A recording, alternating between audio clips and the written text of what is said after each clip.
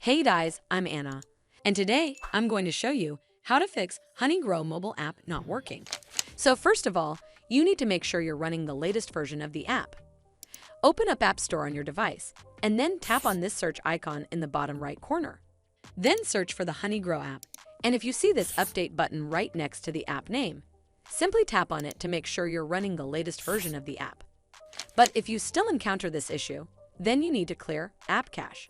Go to your device settings and then scroll all the way down to General and tap on it. Then tap on iPhone Storage. From here, search for the Honeygrow app and then tap on it. Once you're on this screen, you need to tap on Offload App. Tap again to confirm. It'll take a bit for processing, and then a Reinstall button will show up. Simply tap on it to reinstall the app. This should fix the issue, but if it doesn't, then you need to completely reinstall the app. Follow the on-screen instructions to navigate all the way to the app page. Once you're on this screen, tap on Delete App to uninstall the app from your device. Once uninstalled, you need to open up App Store and then search for the Honeygrow app right over here in the search bar, and then click on this Get button to install it back on your device. Hopefully, this will fix the issue.